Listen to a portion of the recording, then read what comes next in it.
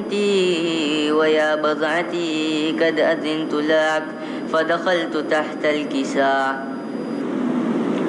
فلما اكتملنا جميعا تحت الكساء أخذ أبي رسول الله بطرفي الكساء وأومى بيده اليمنى إلى السماء وقال: اللهم إن هؤلاء أهل بيتي وخاصتي وحامتي، لحمهم لحمي ودمهم دمي، يؤلمني ما يؤلمهم ويحزنني ما يحزنهم، أنا حرب لمن حاربكم وسلم لمن سالمهم، وعدو لمن عاداهم ومحب لمن أحبهم، إنهم مني وأنا منهم، فاجعل صلواتك وبركاتك ورحمتك وغفرانك ورضوانك علي وعليهم، وأذهب عنهم الرجس وطهرهم تطهيرا. فقال الله عز وجل: يا ملائكتي ويا سكان سماواتي، إني ما خلقت سماء مبنية ولا أرضا مدحية ولا قمرا منيرا ولا شمسا مضية ولا فلكا يدور ولا بحرا يجري ولا فلكا يسري إلا في مهبة هؤلاء الخمسة الذين هم تحت الكساء. فقال الأمين جبرائيل: يا رب ومن تحت الكساء؟ فقال عز وجل: هم أهل بيت النبوة ومعدن الرسالة، هم فاطمة وأبوها وبعلها وبنوها.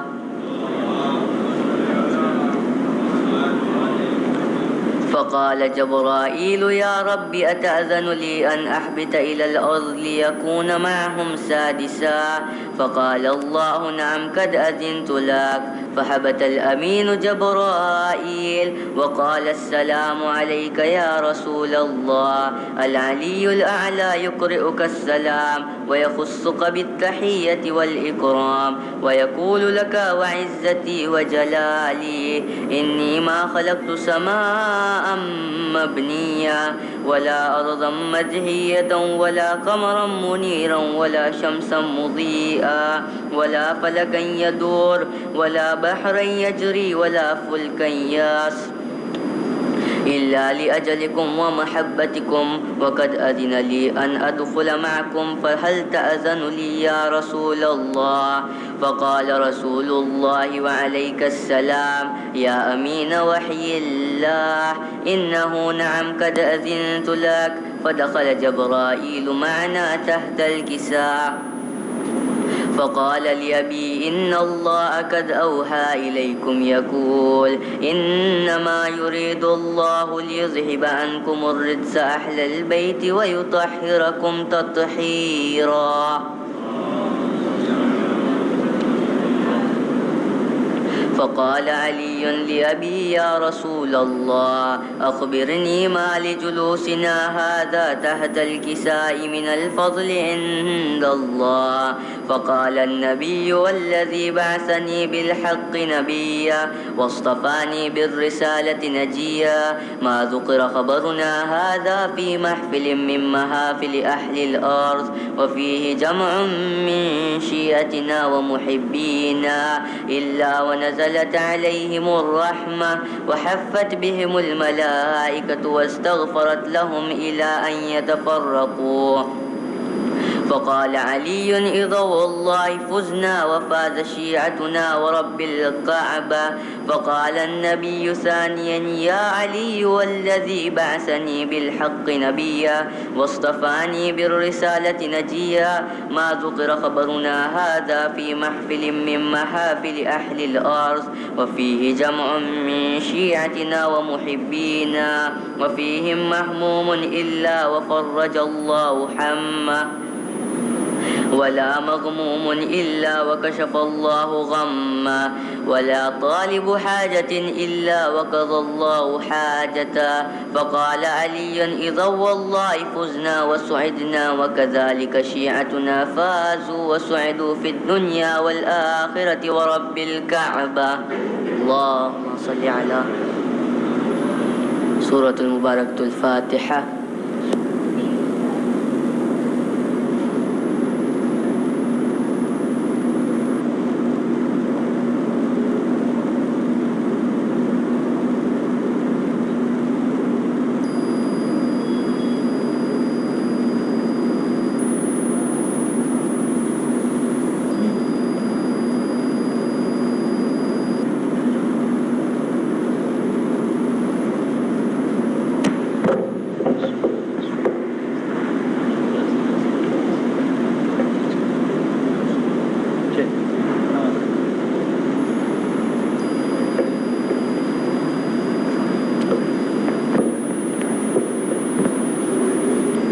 أعوذ بالله من الشيطان الرجيم بسم الله الرحمن الرحيم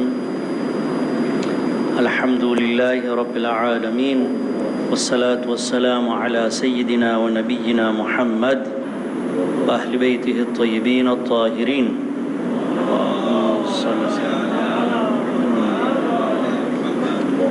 Respected Maulana Sahib, my elders, brothers, sisters, the groom, the bride, Assalamu alaikum wa rahmatullahi wa barakatuh. We have gathered here to witness and participate in this joyous occasion of the nikah of brother Muhammad Radha to Sister Malika, Dr. Sister Malika. As you all know, I'm not a scholar. So what I'm about to share with you tonight is what I've heard from scholars, from ulama, and the hadith of our Aimma alayhimus salam. And whatever I'm about to share with you, this information is primarily for myself, because I am also married, and it would make no sense if I'm preaching, if I don't practice it myself, it's of no use. I need to walk the talk. So this information is primarily for myself. But yes, if you find it useful, you can take it, inshallah, apply it. Hopefully, it has worked for me, a few things. Inshallah, it will work for you also. So marriage is a new phase for the new couple. And most of us here have been married for some time, inshallah. And for those who are not married, inshallah, very soon. It's a beautiful phase of our lives. And ideally, it is the most important phase, the most productive phase. Ideally, it should be the most productive phase of our life. Not only for this life, but the life of the hereafter also. So ulama tell us that even in a perfect place like Jannah, where all your needs are going to be met, but even there you will not be allowed to enter without a spouse. So even in Jannah, you have to have a spouse. And since Jannah is a place where we cultivate the fruits, the seeds have got to be planted here. So if our married lives here are successful and they are productive, inshallah, only then can we reap the fruits in the hereafter. So Sheikh Azim Shirazi, another respected scholar, he was here last Friday, we had a wedding, and he was lecturing. So allow me to echo or to repeat what he said. So he started off with this hadith of the Holy Prophet sallallahu alaihi wasallam. Allahumma salli ala. But he says there is no institution in Islam more beloved and dearer to Allah than marriage. So after the institution itself of Islam being a way of life, the best institution is marriage. Why? Because Sheikh elaborated that marriage has a capacity to influence all the other spheres of your life. So be it your physical life, be it your spiritual life, be it your economic life, be it your social life, be it your political life, if you're involved in politics. Everything is affected by marriage. You can't say that I'm going to separate it. My political life is going to be different and my married life is going to be different. My work life is going to be different and my life at home is going to be different. In medical terms, you call it schizophrenia. It's dual personalities. It's not possible. Your married life, your relationship with your spouse will inevitably have an effect on all the other spheres of your life. And no wonder Islam has placed so much emphasis on getting married. Not only that, but Islam, if you've understood this hadith of the Prophet, then we'll understand why Islam recommends early marriage. Because Islam wants all the other phases that you will go through in life, they should all be under the shade of marriage. So be it your studies, your university studies, or be it your postgraduate studies, be it your internship, be it your early work life, your early business startups, your midlife crisis, your retirement, your old age, all should be in the shade of marriage, a successful marriage. So good marriage will have good effects, a bad marriage will have poor effects. Why? Because the hadith tells us that when a person gets married, according to the hadith, half his faith is complete. In some hadith, 2/3 of his faith is complete. So if you undertake things in life, be it work, anything in life, if your faith is complete, you cannot go wrong. Not only that, but hadith again tells us that when a person gets married, it increases his honor. So if it's increasing your honor, why not go through the other phases in life with honor? Okay? Your acts of worship are worthier when you're married. So a 2-unit namaz of a married person is worthier than a 70-unit prayer of a bachelor. Or the sleep, we are told, of a married person is better than a whole night's worship of a bachelor. So worship gives us sukoon. It's the cure for all pains. It's a stress reliever. But if you are married, your acts of worship are worthier, so it gives you better relief in life. Not only that, but there's a Quranic verse which says, إِن يَكُونُوا فُقَرَاءُ يُغْنِيهِمُ اللَّهُ مِنْ فَضْلِهِ. So even financially, it makes you sound. God increases your risk. This is God's promise. That get married, get your children married, and even if they are faqir, even if they are in need, we are going to fulfill their needs. So it increases the quality of your wealth, it increases the quantity of your wealth, but it also increases the contentment. So even if you don't have that much of wealth, with marriage comes contentment, which is even a bigger wealth than wealth itself. If you are contented, it's a big that it's Allah's risk that He has promised. So these qualities, when you get married, you see it with your spouse, you see it in the bed, and it spreads. It spreads to your parents, it spreads to your in-laws, and then it spreads. From there, it spreads to the larger community. So it's a beautiful institution which has to be practiced, which has to be put into practice, which needs to be worked on to make it so healthy that the effects are felt in the community around us. Now, I had prepared a lot of theory for this night session, but at the end, then I thought, with my old mind, it's very likely that by the end of the lecture, I will not be able to retain all this theory that I was going to present. So I thought, let me just pick up a concept. Sometimes concepts or examples stick better, and it helps us understand complex matters easily. At least this I'm talking about myself. So let me take you back to high school. You are closer to high school than I am. And if all of you remember. So in your biology class or science class, you had to study osmosis, the process of osmosis and diffusion. Osmosis, by definition, is the movement of water molecules from a less concentrated solution or from a dilute solution into a more concentrated solution through a semi-permeable membrane.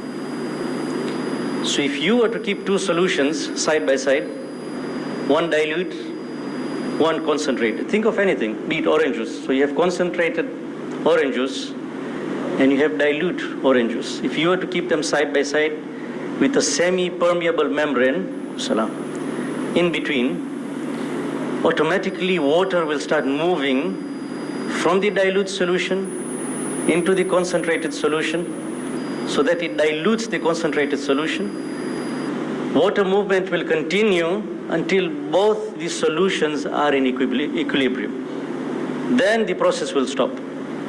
This is, I would say, God's system, definitely. So everything in this world is in equilibrium. Everything is in a balance. Whatever God has created has to be in balance. So osmosis, the process of osmosis, is basically a life preserver because it brings about equilibrium in the systems around us and in our own systems, in our human bodies also. So it's a life preserver. Osmosis is a very important process. So I'll just give you two examples. You know, when a plant grows, it puts the roots into the soil. So when you water the plant, and you put water, you never water it on the stem. You usually water the roots. So the soil absorbs the water. What happens then is there is more water in the soil than within the root itself. So the soil is dilute. The internals of the root are concentrated. So immediately water starts moving from the soil into the root. This will continue happening until the concentration of water is the same in the soil and within the root. This process will stop. If it doesn't stop, the plant would burst, but it doesn't burst. This is God's system. So this is one example, just to make you understand what osmosis is. I know it's been a long time since you studied this in high school, so that's why I'm giving you examples. The second example, it's a beautiful example. When I read about it, I thought I have to share it with you. So we are going through COVID-19, and inshallah, may Allah protect us all from this deadly disease. But one of the first symptoms of COVID-19 is a sore throat. You usually start having pains in your throat, a cough, irritation, but pain. For those people who have got it would tell you start getting pain in your throat. Why is that? Because they say that the cells in your throat area are all inflamed. They are packed with water. So what do? They say you rinse with warm salt water. The moment you put salt water, it comes into contact with these cells. Because the concentration of water within the cells is higher than the salt solution, water immediately starts moving from your throat cells, starts moving outside. So immediately the cells start shrinking and it gives you relief in your throat. So they'd always tell you, kogra karo, garam pani na kogra karo. Immediately it relieves you of the pain. You start feeling good. It is because of osmosis.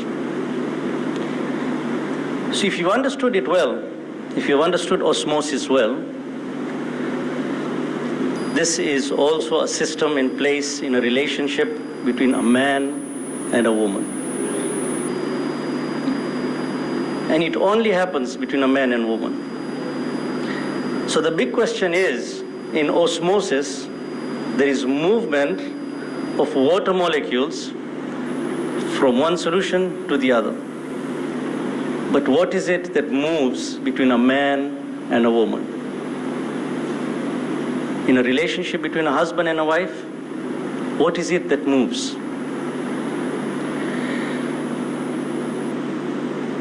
Now I said, this only happens between a man and a woman. Why? Because God has created it so. So Surah Rum, verse number 30, Allah says, فأقم وجهك أعوذ بالله من الشيطان الرجيم فأقم وجهك للدين حنيفا فطرة الله التي فطر الناس عليها لا تبديل لخلق الله. The original nature of it, endowed by Allah, according to which He originated mankind, there is no altering Allah's creation. You cannot alter Allah's creation. So when a man and a husband and a wife come together, imbalances happen. Sometimes there's an imbalance in the man, there's an imbalance in the woman. God brings you together, and He's created a system whereby it brings you back to equilibrium. So the woman has the capacity to stabilize the man, and the man has a capacity to stabilize the woman, to bring them back to equilibrium, because that's God's way. So if you've understood this, then recite this verse of Surah Rum, which we always hear.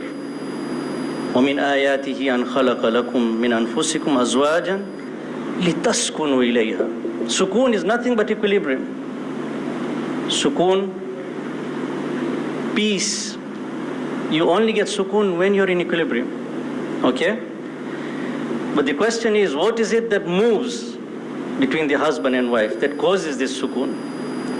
So the ayat goes further and says, لِتَسْكُنُوا إِلَيْهَا وَجَعَلَ بَيْنَكُمْ مَوَدَّةً وَرَحْمَةً إِنَّ فِي ذَلِكَ لَآيَاتٍ لِقَوْمٍ يَتَفَكَّرُونَ. So what moves between you two is mawadda and rahmah. So mawadda is a deeper form of love. So ulama tell you that mawadda comes from the root word wadda, which means to peg a nail onto something. When do you peg a nail onto something? When you want to fasten it, when you want it to bond properly. So mahabba is superficial, mawadda is deeper. Now you are pegging yourself, you are bonding yourself. It's a deeper form of love. It is God who grants this. So God grants you sukoon, God grants you mawadda, and He grants you mercy, affection and mercy. So this is what moves between you. It brings you in a state of equilibrium, and it causes sukoon in your life. So if you understood this, this is enough. But I heard something yesterday, and I thought I'll share it with you. You can only give your spouse something that you have yourself. If you don't have mercy in yourself, what are you going to give your spouse? If your spouse does not have mercy, what is she going to give you?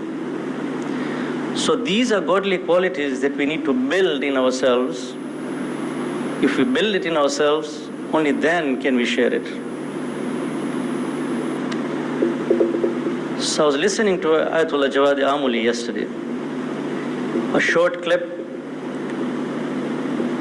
and he talks about a lesson that he's taken from the fifth wali Imam IMAMBARGHA alayhi salam.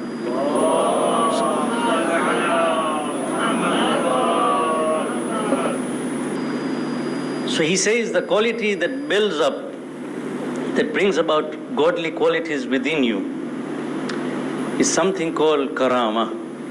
وَلَقَدْ كَرَّمْنَا بَنِي آدَمَ. Karama, they say, it doesn't have an accurate word, accurate translation in English. It doesn't have an accurate translation in Farsi. Ayatollah Amuli says that you have to merge a few words to get the correct interpretation of this word. It is loosely translated as nobility. Some say generosity, but nobility. It is a quality that makes you a true human. From an animal to a human, karama is the thing that really makes you human. So God gives you karama as an investment. It is your duty to build it up. Only if you become Kareem. So God is Kareem. He introduces Himself as Kareem. His Prophet is Kareem. Rasulun Kareem. The angel who brought down the message, he is also Kareem. Quranun Kareem. The book is also Kareem. Everything around is Kareem. So the whole school is Kareem. The syllabus is Kareem. It's only the student now who remains to be Kareem. If you cultivate this habit within you, it builds up mawadda, rahmah, and only then can you share. Only if you're a true human, only then can you share these human qualities with your spouse. So the bottom line is, become a better human. You become a better human, you'll become a better spouse. So the formula given here by Ayatollah Jawad Amuli. He says it's from the hadith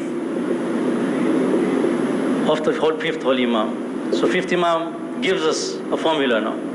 It's that you want to build up karama within yourself. How do you do it? He says, if your outward character is good, if your zahir character is good, obviously we all want our outer character to be good.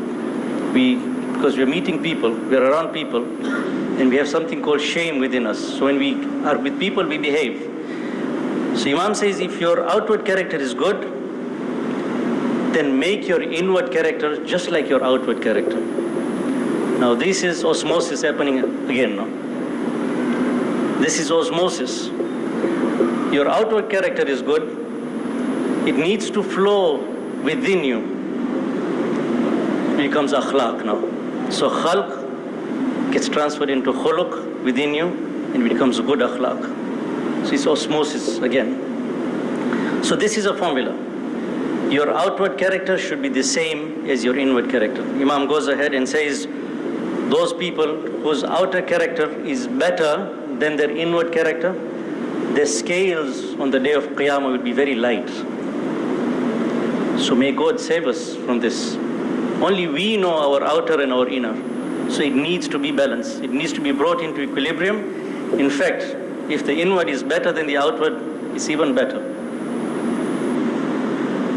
So Agha explains, he says, in your financial transactions, in your marital transactions, in your transactions with people, always let this karama come out.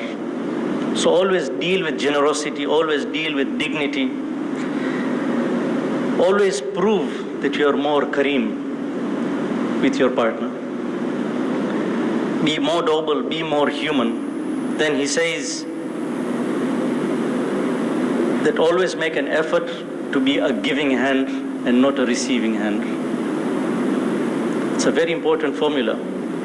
He says always try to be at the giving end and not at the receiving end. So when somebody gives you something, when you return it, always return it better than what he gave you with. Because you now will be giving and you won't be in the receiving end. So I would want to finish this lecture with words of Sheikh Murtada Al-Dina. He was standing here once in a marriage and he was giving a lecture and these words stuck with me. And it reflects what we've just discussed.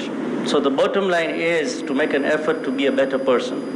So it's like a competition with your spouse, that I am a better human, I'm trying to be a better human than you. If both of you compete, if both of you build up this karama within you, within a short time, I know you're a lawyer, you might lose your job. Because nobody is going to commit crime now. Okay? Everybody's going to be a better human. And so will your wife lose her job. Because she's a doctor, and half the diseases are all mental. It's mental stress. If you build up karama within you, it's a stress reliever. There's less of stress. Your marital life is better. You won't fall sick that often. So the words of Sheikh Murtada Al-Dina, may Allah bless him, inshallah. So he said that people usually when they're looking for a spouse, they'll usually look for a spouse. So usually you look for a spouse you can live with. That's the first criteria, right? You would want a person that you can live with. So he says, no, take it a step higher. He says you look for a spouse that you cannot live without. Not only living with her, but you can't live without her. Okay, so this is a high level. He says, no, this is not enough. He says, be the one your spouse cannot live without. It's not about her becoming good. It's about you becoming so good, you spoil her so much, or she spoils you so much that you're sure this person cannot live without me now. That's the highest level. And that can only come through karam. You become a better human, you improve your akhlaq, only then can you give. When you have something, only then can you give. May Allah give us the tawfiq, inshallah, to be able to act on this ahadith, on these Quranic verses, on these teachings of our scholars, inshallah. We request you to pray for us on this night. This is your night, inshallah. May He make your marriage successful. May He grant you righteous kids, inshallah. And may He bless us all, make our marriages healthy, inshallah. Subhana rabbika rabbil izzati amma yasifun.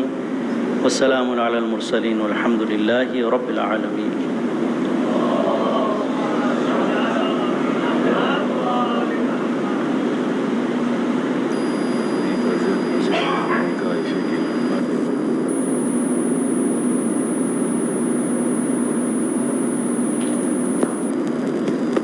أفضل الصلاة محمد وآل محمد. نور پھیلا ہے خدیجہ تمنا بن کر،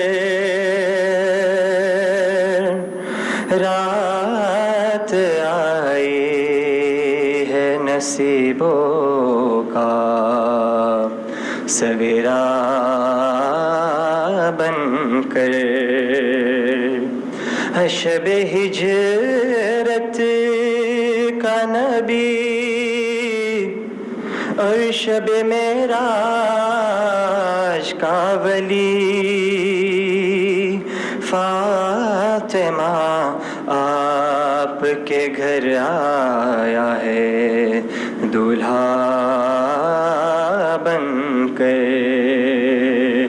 ہے آج فاطمہ سے مولا علی کی شادی، جبریل مرتضیٰ کو دولہا بنا رہے ہیں، جبریل مرتضیٰ کو دولہا بنا. ارے سب عیش فرش والے، ہاں سب عیش فرش والے خوشیاں منا رہے ہیں، جبریل مرتضیٰ کو دولہا بنا رہے. بعد صبا خوشی میں اترا کے چل رہی ہے تہذیب، آج پھر سے کروٹ بدل رہی ہے. جنت سجانے والے، جنت سجانے والے دنیا سجا رہے ہیں، جبریل مرتضیٰ کو دولہا.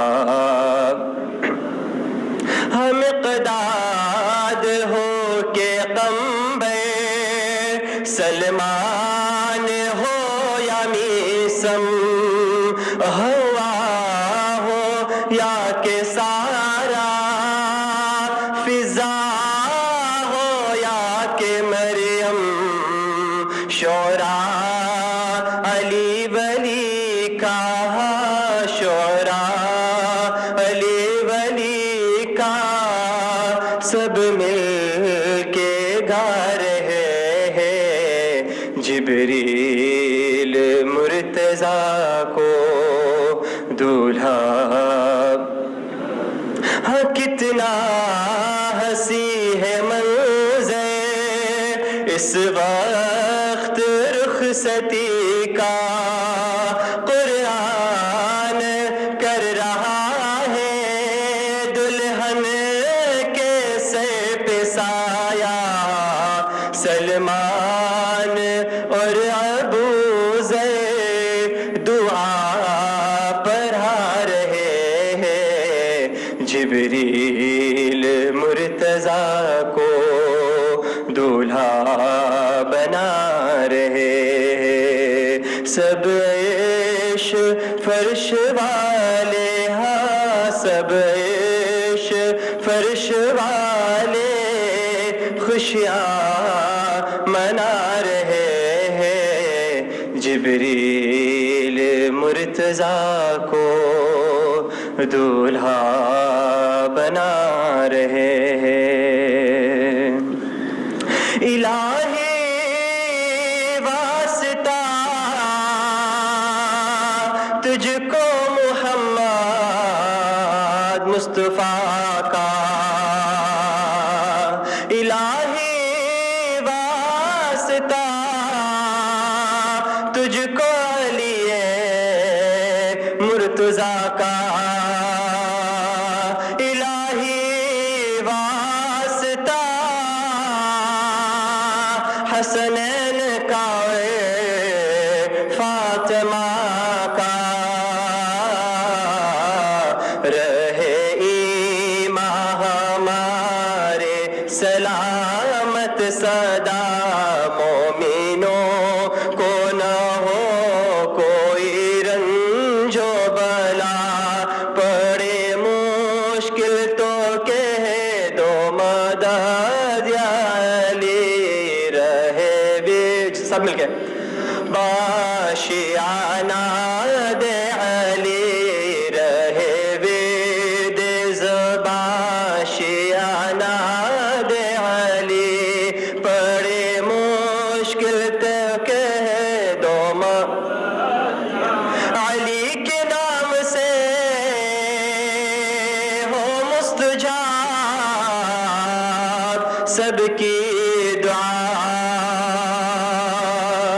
جو کہے بیمار مومن دے انہیں جلدی شفا، قید آفت میں جو ہے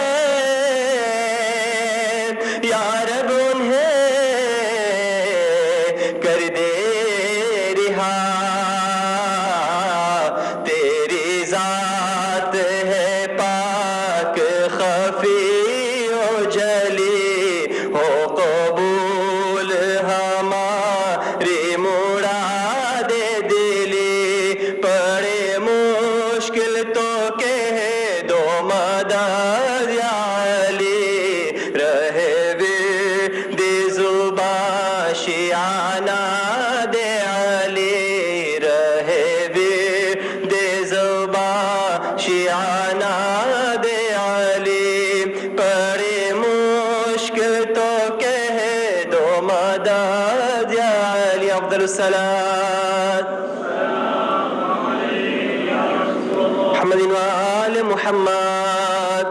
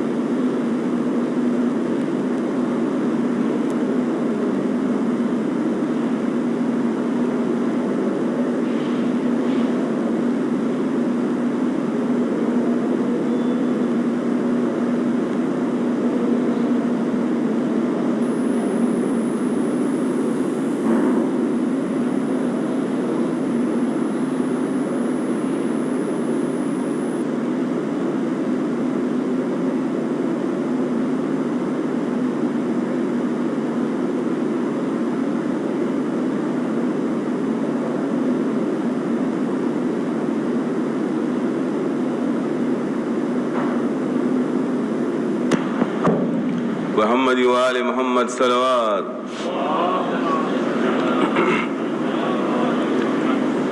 مالکا بائی جعفر مکتا نانیکا محمد رضا منیر بروانی ساتھ پرائی.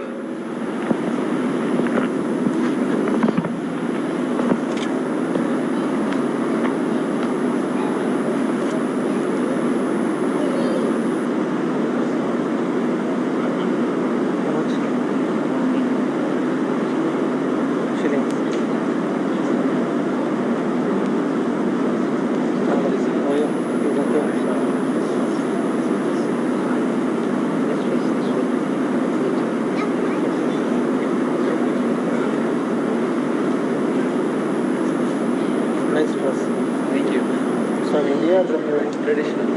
Yeah. You got from India or Pakistan? No, we had to go here. Here? Yeah. Shekhunas. Okay.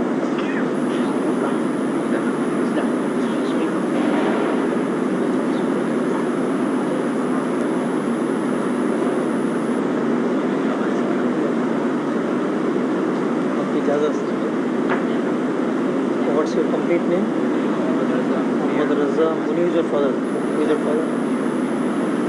Your father. Barwani is a family name. Okay. Malika is your spouse. Jafar.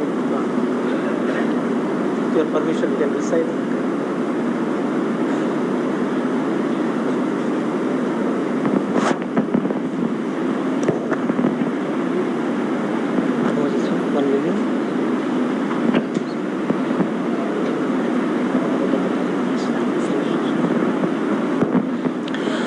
إن الله وملائكته يصلون على النبي يا أيها الذين آمنوا صلوا عليه وسلموا تسليما أعوذ بالله من الشيطان الرجيم بسم الله الرحمن الرحيم الحمد لله الذي هدانا لهذا وما كنا لنهتدي لولا أن هدانا الله لقد جاءت رسل ربنا بالحق ثم الصلاة والسلام على سيد الأنبياء والمرسلين خاتم النبيين حبيب إله العالمين سيدنا ومولانا بالقاسم محمد اللهم صل على محمد وعلى أهل بيته الطيبين الطاهرين المظلومين المعصومين الميامين المكرمين ولعنة الله على أعدائهم أجمعين من يومنا هذا إلى قيام يوم الدين أما بعد فقد كان من فضل الله على الأنام أن أغناهم بالحلال عن الحرام وقال الله تبارك وتعالى في محكم كتابه ومتقن خطابه بسم الله الرحمن الرحيم وأنكحوا الأيام منكم والصالحين من عبادكم وإمائكم إن يكونوا فقراء يغنيهم الله من فضله والله واسع عليم وقال رسول الله صلى الله عليه وآله وسلم النكاح من سنتي فمن رغب عن سنتي فليس مني وصل اللهم على محمد وآله الأطهار اللهم صل على بناء على كتاب الله وسنة رسول الله صلى الله عليه وآله وسلم بسم الله الرحمن الرحيم أنكحت موكلتي ملكة بنت جعفر مختار لموكلك هذا محمد رضا بن منير برواني على المهر المعلوم وبالشرائط المعلومة قبلت النكاح الموكل هذا محمد رضا بن منير برواني على المهر المعلوم والشرائط المعلومة زوجت موكلتي ملكة بنت جعفر من موكلك هذا محمد رضا بن منير على الصداق المعين وبالشرائط المعينة قبلت التزويج لموكل هذا محمد رضا بن منير على الصداق المعين والشرائط المعينة أنكحت وزوجت موكلتي ملكة بموكلك هذا محمد رضا على الصداق المذكور وبالشرائط المذكورة قبلت النكاح والتزويج لموكل هذا محمد رضا على الصداق المذكور والشرائط المذكورة زوجت وأنكحت موكلتي ملكة مختار بموكلك هذا محمد رضا برواني على المهر المذكور وبالشرائط المذكورة قبلت التزويج والنكاح لموكل هذا محمد رضا برواني على المهر المذكور والشرائط المذكورة أنكحت موكلتي ملكة بنت جعفر مختار من موكلك هذا محمد رضا بن منير برواني على المهر المعلوم وبشرائط المعلومة قبلت النكاح لموكل هذا محمد رضا بن منير برواني على المهر المعلوم والشرائط المعلومة صلي على محمد وآل محمد